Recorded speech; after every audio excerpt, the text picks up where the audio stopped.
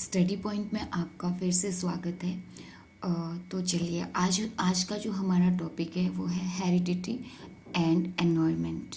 Environment means वातावरण, वंशानुक्रम और वातावरण। लास्ट टॉपिक में हमने किया था ग्रोथ एंड डेवलपमेंट, तो आज हम हेरिडिटी एंड एनवायरनमेंट के बारे में पढ़ेंगे। ठीक है, सबसे पहले बात आती है हेरिडिटी की और एनवायरनमेंट की। इन दोनों का मीनिंग क्या होता है? देखिए, जो एनवायरनमेंट होता है ये सोशल फैक्टर है, ठीक है, और जो हेरिडिटी है ये बायोलॉजिकल फैक्टर है। बायोलॉजिकल फैक्टर का मतलब क्या है? जो हमें नेचर से मिला है, हमें ये किसी ने डिसाइड करके नहीं दिया है कि मेल होगा या फीमेल होगा। ठीक है, मेल फीमेल जो होते हैं ये एक बायोलॉजिकल फैक्टर होता है, नेचर पे डिपेंड होता है, राइट। और जो एनवायरनमेंट है ये एक सोशल फैक्टर है। सोशल फैक्टर मीन्स जो हम कैसा हमारा किसी भी व्यक्ति को कैसा एनवायरनमेंट मिल रहा है उसके अकॉर्डिंग वो ढलता है, ये एक सोशल फैक्टर है। ठीक है, हम कह सकते हैं heredity is a biological factor and environment is a social factor. ठीक है, हेरिडिटी जो है सेक्स का निर्धारण करती है और जो एनवायरनमेंट होता है ये जेंडर का निर्धारण करता है। अगर आप यहाँ देख रहे होंगे तो सेक्स का मीनिंग भी हिंदी मीनिंग लिंग ही है और जेंडर का भी लिंग। और यहाँ पे बिल्कुल ध्यान से समझना कि सेक्स और जेंडर में डिफरेंस क्या है, जबकि इनके हिंदी मीनिंग तो सेम ही है। तो इसमें यह है कि जो सेक्स होता है ये बायोलॉजिकल फैक्टर होता है और जो जेंडर होता है ये सोशल फैक्टर है। मीन्स जो सेक्स है मेल फीमेल, ठीक है, पुरुष महिला, ठीक है, तो ये हमारा ये डिसाइड कौन करता है? ये जेनेटिक होता है, ये नेचुरल चीज़ है, ये इस पे हमारा बस नहीं है। जबकि जो जेंडर होता है ये हम लोगों पे डिपेंड होता है, एक सोशल फैक्टर है। जैसे वो लड़का है वो लड़की है, ठीक है, तो ये नाम किसने दिए हैं? ये सोसाइटी ने हमें दिया है, जिस समाज में हम लोग रह रहे हैं। लड़का क्या है? वो अंदर का काम, घर के अंदर का काम नहीं कर सकता है, वो बाहर का सोशल वर्क कर सकता है, वो लीडर बन सकता है, वो अपने लिए घर के लिए अर्निंग कर सकता है। जबकि फीमेल को क्या कहा जाता है? जो महिला होती है उसके लिए कहा जाता है कि फीमेल्स घर में ही काम कर सकती है, वो बाहर नहीं जा सकती, बाहर का काम पुरुष देखेंगे और अंदर का काम महिलाएं देखेंगे। तो ये चीज़ें नेचर ने डिसाइड नहीं की है, ये सोशल समाज ने डिसाइड की है। तो यही है एक जो डिफरेंस है जेंडर और सेक्स में। ठीक है, अब मैं ब्रीफ इंट्रोडक्शन वैसे हेरिडिटी और एनवायरनमेंट का हो चुका है। आई होप आपको समझ आ गया होगा, फिर भी मैं थोड़ा सा और इसको डिस्क्राइब करने की कोशिश करती हूँ। जैसे मतलब हर एक पर्सन जो है उसका जो बिहेवियर रहता है और जो उसकी पर्सनैलिटी रहती है, ये दोनों एक दूसरे से डिफरेंट होते हैं। डिफरेंट कैसे होते हैं? ये जो डिफरेंस उनमें, ये जो इंडिविजुअल डिफरेंस है किसी भी पर्सन में, ये हेरिडिटी और एनवायरनमेंट के कारण ही होती है। अब जो एनवायरनमेंट मुझे मिला है वो एनवायरनमेंट ज़रूरी नहीं है कि आप लोगों को भी मिला होगा या किसी दूसरे पर्सन को भी मिला है, और जो एनवायरनमेंट दूसरे पर्सन को मिला है वो ज़रूरी नहीं है कि मुझे भी मिला हो।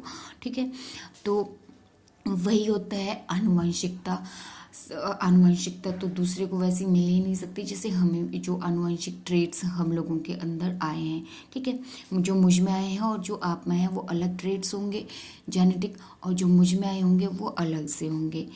कोई भी पर्सन बिना हेरिडिटी एंड जीन्स के पैदा नहीं हो सकता, ठीक है, और जो उसकी डेवलपमेंट जो होती है वो जो विकसित होता है एनवायरनमेंट के बिना वो नहीं हो सकता। अब कोई बच्चा पैदा हो गया, ठीक है, पहली बात तो बिना हेरिडिटी के, बिना जीन्स के, विदाउट जीन्स तो वो पैदा ही नहीं हो सकता है। फिर जब पैदा हो गया, ठीक है, उसके बाद अगर उसे एनवायरनमेंट ही ना मिल पाए तो बच्चा कुछ भी नहीं कर सकता, वो डेवलप नहीं हो सकता है। इसीलिए तो कहा जाता है कि बच्चे को लोगों के बीच में ले जाओ, उसको उस स्कूल में जाके देखना बच्चा कितना एक्टिव हो जाता है, क्योंकि वहाँ पे उसको एक एनवायरनमेंट मिल रहा है, ठीक है, तभी वो डेवलप कर पाता है, राइट। अगर हम बात करें एनवायरनमेंट की, तो एनवायरनमेंट वर्ड का अर्थ जो वैसे अगर हम लें तो यही हो सकता है कि बच्चे के आसपास का जो वातावरण है, उसके परिवार के साथ उसकी बातचीत, उसका पड़ोस, उसका स्कूल, ये सभी वातावरण ही तो हैं पर्यावरण और कुछ भी नहीं है, बल्कि ये क्या है, उस परिवेश का कुल योग है जिसमें एक व्यक्ति को रहना पड़ता है। ठीक है, जहाँ हम रह रहे हैं वही वातावरण है। ठीक है, तो इस वाले चैप्टर में जो इम्पोर्टेंट रहते हैं वो रहते हैं इसके प्रिंसिपल्स ऑफ हेरिडिटरी, राइट। तो इसमें जो है कुल मिला के हम लोगों को मैक्सिमम 3 प्रिंसिपल्स पढ़ने हैं। सबसे पहले अगर आपको दिख रहा होगा तो प्रिंसिपल ऑफ हेरिडिटी की जो प्रिंसिपल्स हैं वो 3 हैं। समानता का सिद्धांत, विभिन्नता का सिद्धांत, परावर्तन का सिद्धांत। ये जो समानता का सिद्धांत होता है ये क्या है, और विभिन्नता का सिद्धांत क्या है, और परावर्तन का सिद्धांत या नियम क्या है। देखना तीनों आपस में थोड़े लिंक्ड हैं और यहाँ से क्वेश्चन पक्का आता है, चाहे TTPLS भी हो, KVS हो, या फिर हिमाचल HP JBT कमीशन हो, या अदर कोई भी कमीशन, यहाँ से पक्का एक क्वेश्चन ज़रूर आते हैं। ठीक है, तो 3 ही प्रिंसिपल्स है और इनको ध्यान से पढ़ना। बहुत सारी बुक्स में बहुत सारे दिए भी रखे हैं होंगे, पर उनको पढ़ने की उतनी नीड नहीं है क्योंकि मैक्सिमम टाइम इन्हीं 3 में से क्वेश्चंस आते हैं। ठीक है, जो फर्स्ट है वो है समानता का सिद्धांत, मीन्स रिजेम्बलेंस क्या होती है, समानता खुद ही बता रहा है, सेम। ठीक है, जैसे एनिमल्स का बच्चा क्या होगा, एनिमल ही होगा, और टाइगर का बच्चा टाइगर, ह्यूमन का बच्चा ह्यूमन ही होगा, मीन्स आदमी का बच्चा आदमी। ठीक है, तो कहने का मतलब ये है कि जैसे माता और पिता होते हैं, जैसे पेरेंट्स होंगे, वैसे ही उनकी संतान भी होगी। अब इस प्रकार से अगर हम देखें, यदि उसके पेरेंट्स जो है किसी बच्चे के इंटेलिजेंट है तो उसके ऑब्वियस सी बात है कि उसके जो बच्चे होंगे वो भी इंटेलिजेंट ही होंगे। यदि माता या पिता में कोई भी कद में छोटा या ज़रूरत से ज़्यादा छोटा है तो मैक्सिमम चांसेस रहते हैं कि उनके जो बच्चे हैं वो भी छोटे ही निकलेंगे। ठीक है, अगर कोई पेरेंट्स ज़रूरत से ज़्यादा लंबे हो तो उनका कद लंबा हो तो मैक्सिमम चांसेस वहाँ भी यही रहते हैं कि उनकी जो संतान होगी वो भी बड़ी लंबे कद की होगी। ठीक है, तो ये है समानता का नियम, मतलब जैसे माँ बाप वैसे बच्चे। जैसे एनिमल का बेटा क्या होगा, एनिमल का जो बच्चा होगा वो एनिमल ही होगा, ये तो होगा नहीं वो किसी आदमी के बच्चे को पैदा करेगा। समानता का नियम है ये। टाइगर का बेबी जो होगा वो टाइगर ही होगा। ऐसा तो नहीं होगा कि टाइगर का बेबी कैट निकल गया, या टाइगर का बेबी कोई अदर एनिमल काऊ या ऑक्स कुछ भी निकल गया, तो टाइगर का बेबी टाइगर ही होगा। अब किसी आदमी का जो बच्चा होगा वो आदमी ही होगा, इधर मेल और फीमेल डिपेंड करता है, राइट। वो कोई मैटर नहीं है। अब ऐसा नहीं होगा ह्यूमन आदमी का बच्चा है वो टाइगर का बेबी निकल गया या उसने बिल्ला पैदा कर दिया, ये तो नहीं होगा। तो ये है हमारा लॉ ऑफ रिजेम्बलेंस, समानता का सिद्धांत। बिल्कुल इजी है, जैसे माँ बाप वैसे बच्चे। ठीक है, चोर का बच्चा चोर ही होगा। ठीक है, अब कोई चलो ठीक है, नेक्स्ट है, बहुत ही इंपॉर्टेंट लाइन है ये, मैंने अभी बताया, जो अगर माँ बाप इंटेलिजेंट होंगे तो उनका बेबी भी ऑब्वियसली क्या होगा, इंटेलिजेंट ही होगा। ये वाला क्वेश्चन KVS में पता नहीं कितनी बार रिपीट हुआ है। ठीक है, intelligent parents have intelligent children, intelligent parents have intelligent children. अब इंटेलिजेंट जो पेरेंट्स होंगे ऑब्वियसली उनके जो बच्चे होंगे वो इंटेलिजेंट होंगे। ठीक है, यहाँ पर जो है इस तरह से क्वेश्चन पूछा जाता है कि बुद्धिमान माँ बाप के बुद्धिमान बच्चे होते हैं, ये हेरिडिटी का कौन सा सिद्धांत है। ऑप्शंस दे रखी होंगी तो आपने जल्दी से टिक कर लेना है रिजेम्बलेंस, क्योंकि जो ये लॉ ऑफ रिजेम्बलेंस है और जो लॉ ऑफ वेरिएशन है ये दोनों आपस में विरोधी हैं, पर ये जो थर्ड लॉ है, ये जो परावर्तन का नियम है, लॉ ऑफ रिग्रेशन, ये बिल्कुल इसी की तरह, ये जो तीनों हैं ये थोड़ा थोड़ा रिलेट करते हैं, इनमें कन्फ्यूज़न रहती है, खासकर इन दो में बहुत ही ज़्यादा कन्फ्यूज़न रहती है, और इन दो में आपस में बहुत ज़्यादा कन्फ्यूज़न रहती है, तो इसमें कन्फ्यूज़ ज़्यादा नहीं होना है। ठीक है, तो नेक्स्ट जो है हमारे पास वो है विभिन्नता का नियम, लॉ ऑफ वेरिएशन। इसमें इसका मतलब कहने का मतलब है इसमें कि जैसे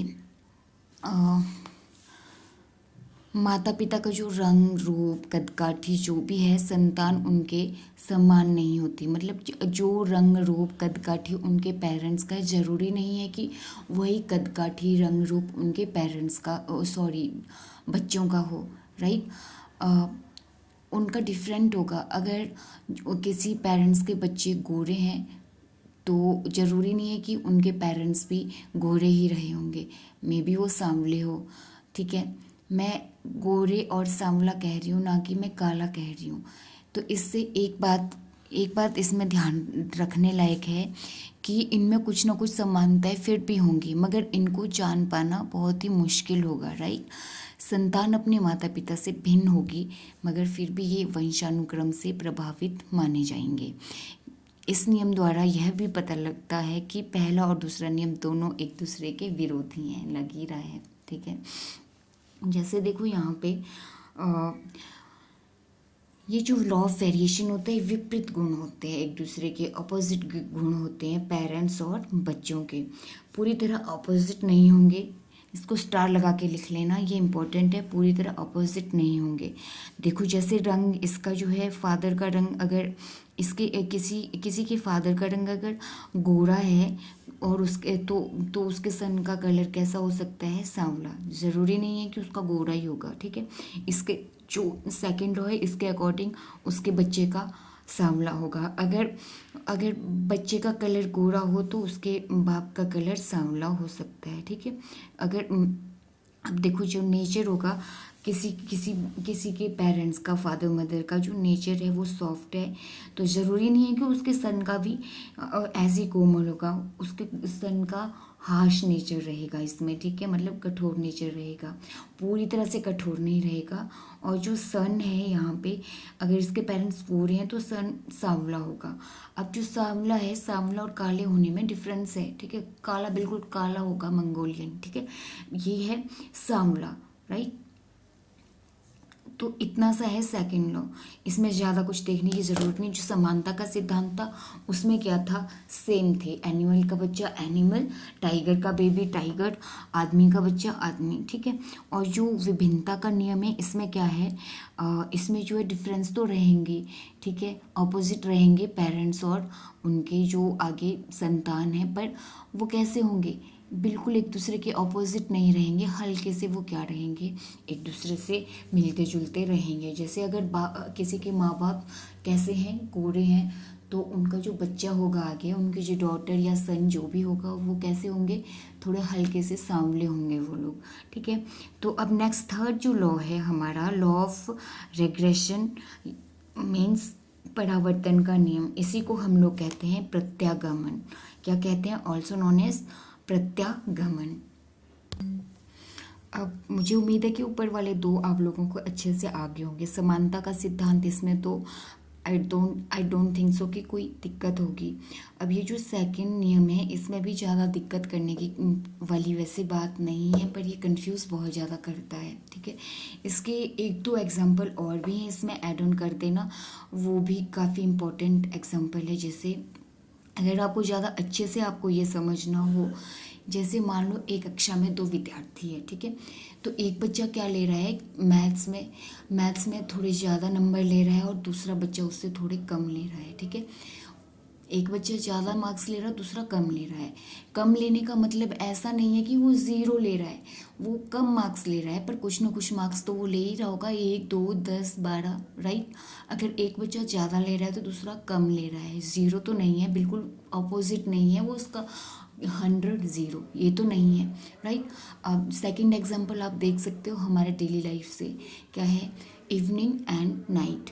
इवनिंग और नाइट का मतलब क्या हुआ, जैसे इवनिंग और नाइट, इवनिंग है और नाइट है, आपको खुद समझ आ रहा है कि इवनिंग सुबह भी नहीं है, दिन भी नहीं है, बिल्कुल सुबह या दिन नहीं है, नाइट है, राइट।